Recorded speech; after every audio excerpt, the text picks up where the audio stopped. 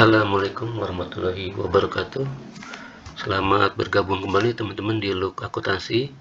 Kali ini saya akan membahas mengenai pembuatan kode akun akuntansi. Nah, teman-teman, bagi teman-teman yang ingin membuat laporan keuangan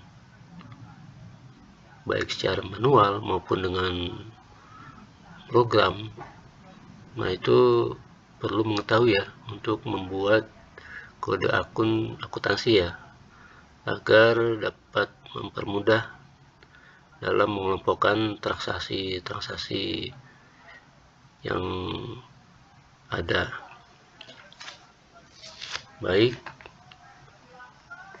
kita mulai saja dari sini ya. Kita harus tahu dulu mengenai struktur neraca dan juga laba ruginya. Nah, neraca itu kita tahu itu ada aset, kemudian kewajiban dan ekuitas. Kemudian di laba rugi itu ada penjualan, ada HPP, ada biaya usaha, pendapatan dan beban lain-lain, kemudian pajak penghasilan dan laba rugi ya. Nah, ini kita langsung saja ya kasih kodenya ya.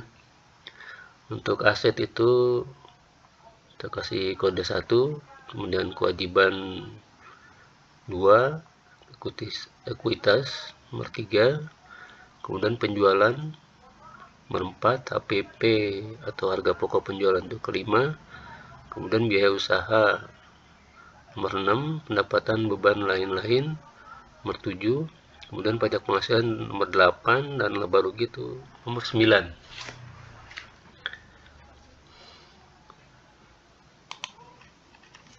Nah, kita langsung saja nih ya, klasifikasi kode akun. Nah, bagi teman-teman yang perusahaannya baru berdiri ataupun baru berjalan, saya sarankan kode akunnya itu jangan terlalu sedikit ya, tapi juga jangan terlalu banyak.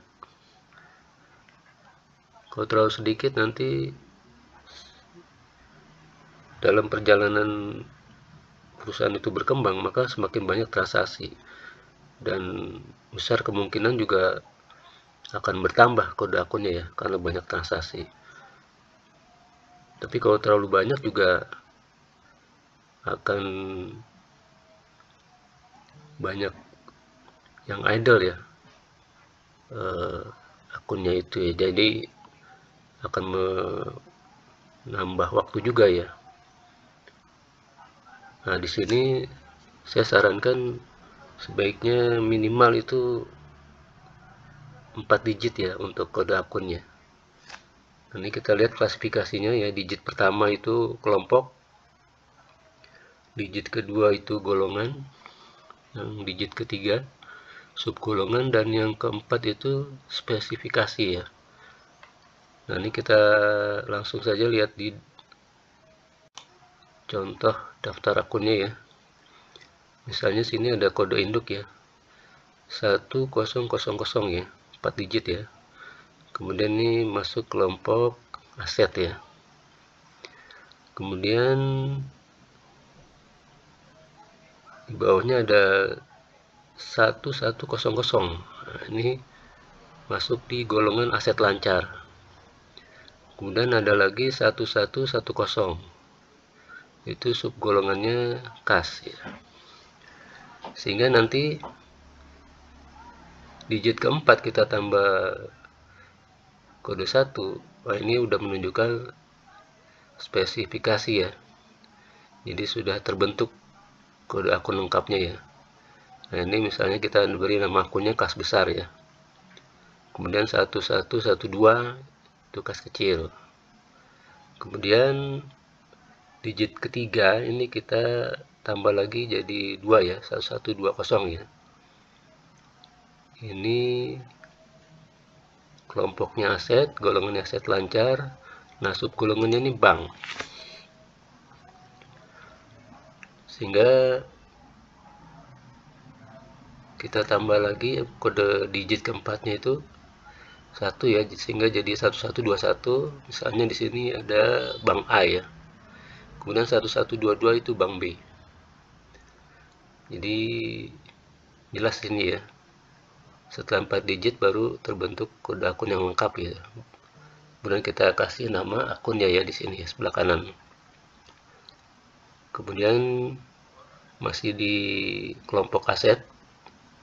Ini misalnya kita beri 1200 ya. Ini golongannya aset tetap.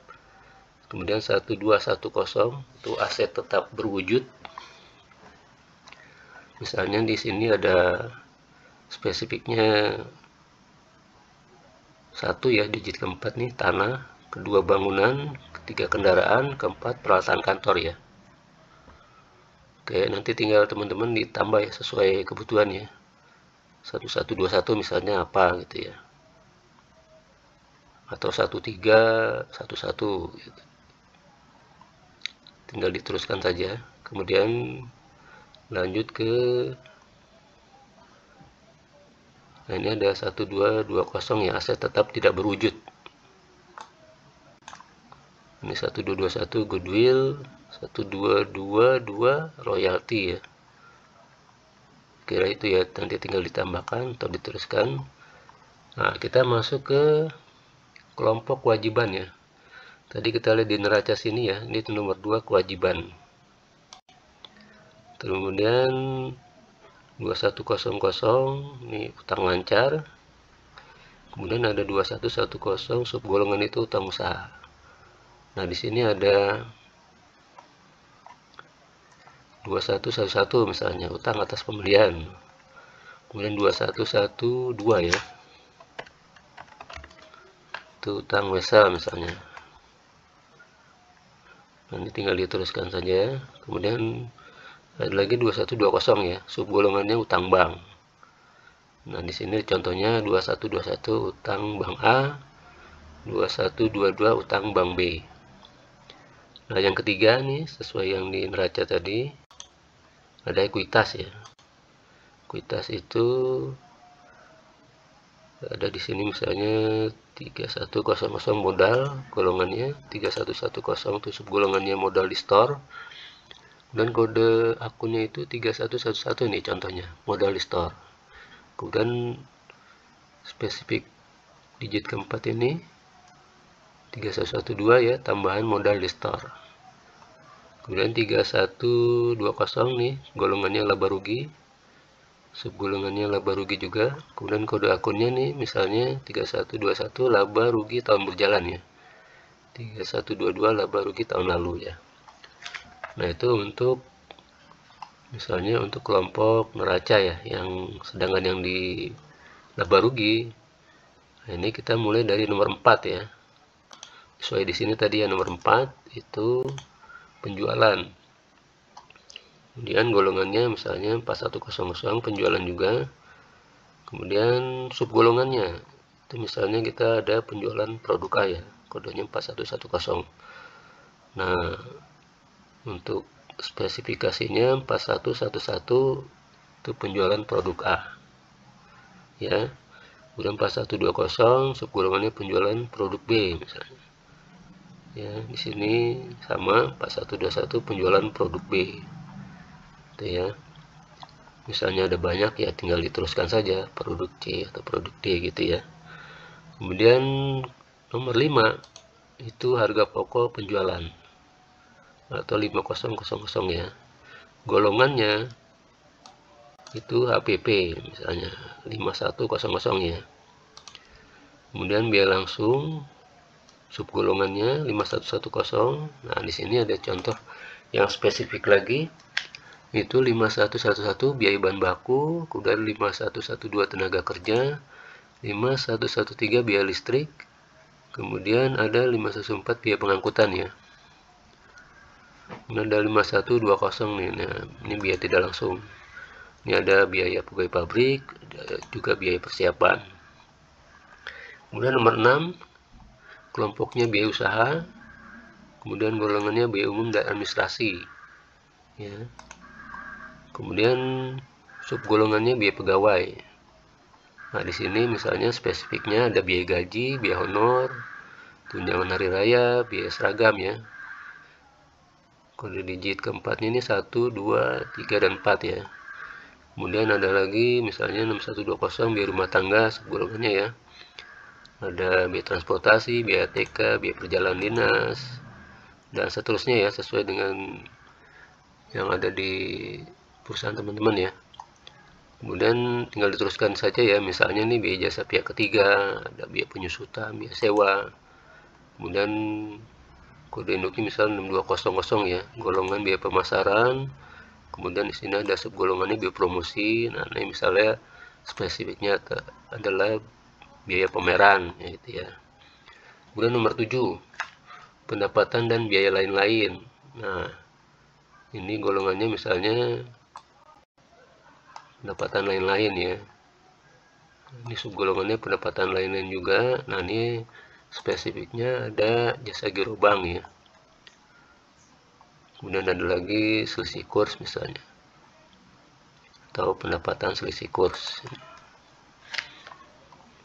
Kemudian ada beban lain-lain untuk kelompok pendapatan dan biaya lain-lain tadi ya. Subgolongannya juga sama, beban lain-lain.